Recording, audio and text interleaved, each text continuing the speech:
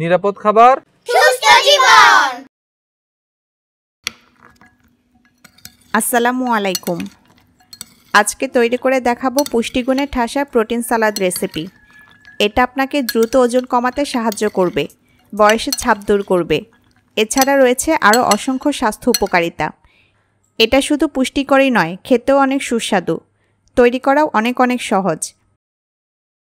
এখানে আমি কিছু অঙ্কুর গজানো ছোলা নিয়েছি। ছোলা আমরা সাধারণত রান্নার আগে 8 ঘন্টা বা সারা রাত ভিজিয়ে রাখি। তবে আপনি যদি 2 দিন ছোলা পানিতে ভিজিয়ে রাখেন তাহলে দেখবেন ছোলা থেকে অঙ্কুর গজানো শুরু করেছে। আমি ওই ছোলাগুলো 3 দিন ডুবো পানিতে ভিজিয়ে রেখেছিলাম। এর ফলে দেখতেই পাচ্ছেন অঙ্কুরটা কত বড় হয়েছে। তবে প্রতিদিন ছোলার পানিটা পাল্টে দিবেন, তাহলে আর গন্ধ হবে না। ছোলা এমনিতেই খুব প্রোটিন সমৃদ্ধ একটি খাবার।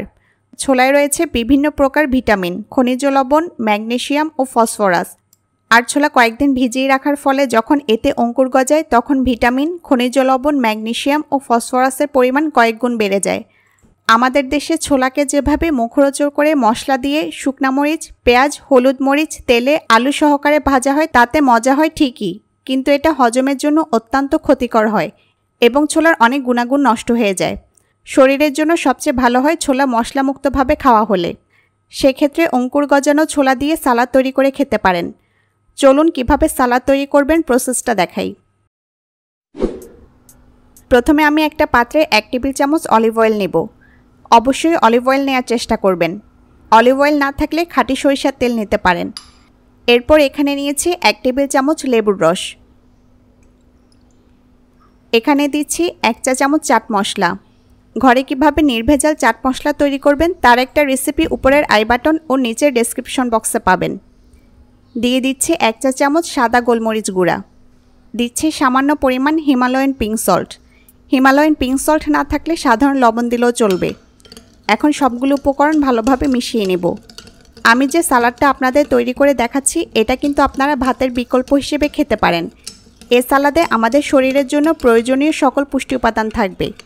যারা ডায়েটে আছেন বা ওজন কমাতে চাচ্ছেন তারা দিনে 1 থেকে 2 বার এই সালাডটা খেয়ে দেখতে পারেন। কয়েকদিন খেলে দেখবেন আপনার ওজন ম্যাজিকের মতো কমবে।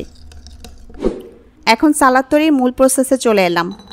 প্রথমে একটা পাত্রে দিয়ে দিচ্ছি 1 কাপ অঙ্কুর গজানো ছোলা বুট। এরপর দিয়ে দিচ্ছি 1/2 কাপ শসা কুচি, ছোট কিউব করে কেটেছি। এরপর দিচ্ছি 1/2 কাপ টমেটো কুচি। সবগুলো উপকরণ ফ্রেশ দেখে নেওয়ার চেষ্টা করবেন। দিচ্ছি কিছু পেঁয়াজ কুচি, ছোট ছোট করে কেটেছি, দেখতেই পাচ্ছেন। আর উপকরণগুলো আপনারা আপনাদের পছন্দ মতো কম বেশি দিতে পারবেন, সমস্যা নেই। দিচ্ছি কিছু ধনেপাতা কুচি।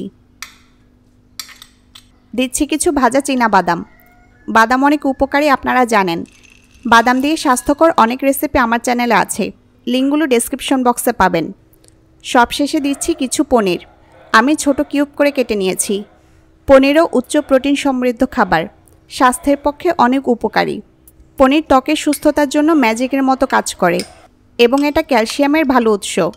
এখন দিব অলিভ অয়েল ও মশলা দিয়ে তৈরি করা মিশ্রণটা দেওয়ার পর চামচ দিয়ে সব কিছু ভালোভাবে মিশিয়ে নেব।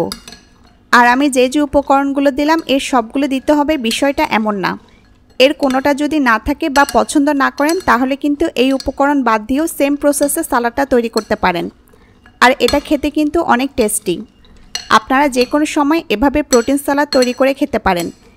এ সালাদ পুষ্টিগুণে ঠাসা, বিশেষ করে ওজন কমাতে এটা অনেক কার্যকর। এ সালাদ আপনি নিয়মিত খেলে আপনাকে চিরতরুণ দেখাবে। রেসিপিটি কেমন লাগলো জানাবেন।